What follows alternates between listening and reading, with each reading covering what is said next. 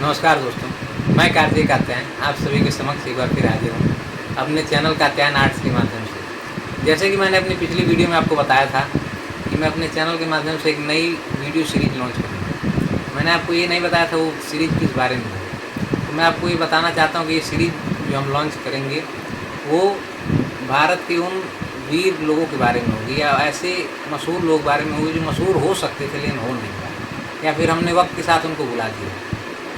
और ऐसे लोग के योगदान और उनके द्वारा किए गए कार्यों को मैं इस सीरीज़ के माध्यम से आपको बताना चाहता हूँ। इसलिए इस सीरीज़ का नाम होगा forgotten heroes of Indian history या भारतीय इतिहास के भूले बिसरे नायक। तो इस सीरीज़ का पहला एपिसोड मैंने अब समर्पित किया है महान योद्धा, महान वीर, महान पेशवा बाजीराव प्रथम को। बाजीराव के बारे में आप सब जानते होंगे, बाजीराव मस्तानी फिल्म आप सभी ने देखी है। लेकिन बाजीराव मस्तानी फिल्म में जो बाजीराव के बारे में दिखाया गया है वो पूरा सत्य नहीं है। उसमें बहुत सारा अपभ्रंश है, बहुत सारी चीज़ें अपने पास से जुड़ी हुई हैं और उसको फिक्शनलाइज किया गया है और बाजीराव के पूरे चरित्र को दर्शाने की कोशिश नहीं की गई है। उसमें बहुत सारी चीज़ें ऐसी हैं जो कहीं इतिहास में नहीं पाई जाती हैं बाजीराव के बारे में, जैसे मस्तानी वाला प्रसंग। इन सभी चीज़ों प्रकाश डालने के लिए मैंने इस वीडियो को बनाया और आशा करता हूँ आप इसको आगे तक बढ़ाएंगे। चलिए वीडियो शुरू। बाजीराव प्रथम हमारे देश के सबसे महान सेना नायकों में उनकी गिनती होती है। वो एकमात्र ऐसे सेना नायक हैं जो अपने जीवन में लगभग 40 युद्धों में लड़े, जिसमें कभी उनको हार का मुंह नहीं देखना पड़ा। गिन के 3 ऐसे सेना नायक माने गए हैं, 2 या 3, जो कभी अपने जीवन में युद्ध लड़े और हारे नहीं, हार का मुँह नहीं देखना पड़ा। बाजीराव उसमें प्रथम नायकों में से एक था। बाजीराव का जन्म सन 1700 में हुआ था। बाजीराव का जन्म सन 1700 में हुआ था और बाजीराव ब्राह्मण परिवार में आते थे। इनका जन्म एक चित्पावन ब्राह्मण परिवार में हुआ था। इनके पिता बालाजी विश्वनाथ मराठाओं के पेशवा थे और ब्राह्मण होने के नाते इनकी शिक्षा दीक्षा संस्कृत, वेद, उपनिषद और सभी जो पारंपरिक विषय थे उनमें अच्छे से कराई गई थी। और लेकिन ये इनको घुड़सवारी, युद्ध अभ्यास, भाला, तलवार, बर्छा, तीर कमान चलाने का बहुत शौक़ था। इन्होंने उसके लिए भी अपने आप को तैयार किया था और इनके पिता की बहुत इच्छा थी कि ये सीखें, हर चीज़ में दक्ष रहें। और ये अपने पिताजी को, जब इनके पिताजी को बंदी बनाया गया था वो दामाजी थोराट द्वारा, तो ये भी अपने पिताजी के साथ उस वक्त बंदी थे। उसमें इनके पिताजी को पैसा दे के बचा लिया गया, तो उसमें इनके पिता की आकस्मिक मृत्यु होने के साथ ही साथ इनके मराठा साम्राज्य के ऊपर बहुत सारा भार आ गया कि अब अगला पेशवा किसको बनाया जाए। महाराज साहू जी के सामने बहुत सारी समस्याएं थी। एक या तो पुराने लोगों को मौका दिया जाए जो उनके मंत्रिमंडल में थे, या इस नए बालक को मौका दिया जाए। महाराज साहू जी के ऊपर, साहू जी के मन में इनके प्रति, पेशवा के पुत्र के प्रति एक सॉफ्ट कॉर्नर था, लेकिन वो ये भी नहीं चाहते थे कि ऐसा लोगों को लगे कि इस बच्चे को मैंने मौका दे के बना दिया। केवल पुत्र के होने की वजह से, किसी का पुत्र होने की वजह से इसको राजा बनने का मौका मिला। राज्य में उनके दरबार में वहाँ पे इनकी परीक्षा लेने की कोशिश की गई।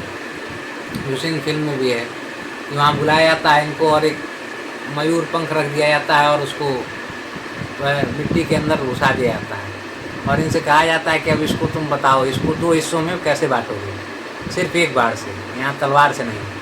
तो अपनी बाढ़ से उसको मारते हैं और देखते हैं, लोग कहते हैं अरे यार ये तो हुआ नहीं, ये बच गया। तो कहते हैं जरा इसको देखिए, उठा के देखिए, वो जो मयूर पंख था वो थोड़ा छोटा हो गया है। और इसी के साथ वो मतलब कहते हैं सच का ज्ञान तो मैंने यहाँ पे अपना दिखा दिया। अब मैं अपना शास्त्र सुनाता हूँ। ये जो मयूर पंख है ये हमारा मराठा साम्राज्य है और ये मराठा साम्राज्य होना चाहिए। और ये जो है, इस मयूर पंख को ये मुग़ल साम्राज्य, और ये बाण जो है ये हमारे मराठा साम्राज्य का है। इस वक्त इनकी जड़ें बहुत कमज़ोर हो चुकी हैं। अगर हम इस पर वार अभी करेंगे इस बाण की तरह, तो इस मुग़ल साम्राज्य को हम उखाड़ फेंकेंगे और भारत पे भगवा ध्वज लहरा देंगे। यही, और ये बात सुनते ही इस महाराज साहू जी ने इनको अपना पेशवा नियुक्त कर दिया। पेशवा बाजीराव की एक बहुत बड़ी खूबी थी कि वो बहुत कुशाग्र बुद्धि के थे। एक तो वो तेज थे ही, लेकिन उनकी रणनीतियाँ सबसे अलग होती थी। जैसे कि उन्होंने निजाम को बिना लड़े सरेंडर करवा दिया और मुंशी शिवगांव की ऐतिहासिक संधि कराई, जिससे कि मराठाओं को वहाँ पे चौथ और टैक्स वसूलने का मौका मिला, क्योंकि मराठा वहाँ पे टैक्स वसूल नहीं पाते थे। फिर उन्होंने दिल्ली के ऊपर बहुत सारी चढ़ाइयाँ की, और दिल्ली से चढ़ाइयों से ये हुआ मुग़लों का एक खौफ ख़त्म हो गया, और इनके राजपूतों से बहुत अच्छे संबंध रहे। फिर इधर बुंदेलखंड में राजा छत्रसाल से इनके बहुत अच्छे संबंध रहे। राजा छत्रसाल की सहायता के लिए एक दिन में अपनी सेना के साथ 4 दिन की यात्रा पूरी करते हुए पहुँचे थे, और उस राजा को जो उनके राज्य पे हमला कर रहा था उसको हराया था। ये युद्ध अपने आप में ऐतिहासिक माना जाता है, क्योंकि इन्होंने सेना को बिना रुके ये अपनी सेना लेके गए, जबकि सेना के लिए रुकने का प्रबंध होता था, घोड़ों को रोका जाता था, प्यास बुझाया जाता था। लेकिन ऐसा इन्होंने कुछ नहीं किया। मामले की गंभीरता को देखते हुए इन्होंने पहुँचे। इनका ये कहना था कि अगर एक हिंदू दूसरे हिंदू काम नहीं आएगा तो कौन काम आएगा, और उसी इनकी बहादुरी से प्रसन्न होकर राजा छत्रसाल ने अपनी पुत्री मस्तानी, जो उनकी मतलब उनकी एक दूसरी पत्नी जो थी उनसे पैदा हुई, मुसलमान पत्नी जो थी उनसे पैदा हुई, उसको इनके हाथ में दे दिया। मस्तानी के बारे में इतिहास में बहुत सारी विसंगतियाँ हैं, बहुत सारी चीज़ें कही जाती हैं, लेकिन बहुत सारी चीज़ें गलत हैं, ज़्यादातर चीज़ें गलत हैं, और फिल्म वाली तो अधिक चीज़ें गलत हैं। ये शादी इन दोनों की मतलब मैरिटल स्टेटस से ज़्यादा इसके लिए थी कि ये शादी इन दोनों राज्यों को आगे बढ़ने में मदद करे, और इनके खुश होकर देने के ऊपर। ऐसा नहीं था कि इसमें कोई प्रेम था या कुछ ऐसा था। इसमें बहुत ज़्यादा विवाद है, लेकिन फिर भी हम यही मानते हैं कि ऐसा कोई प्रेम नहीं था। फिल्म थी, फिल्म को फिल्म की कर देते।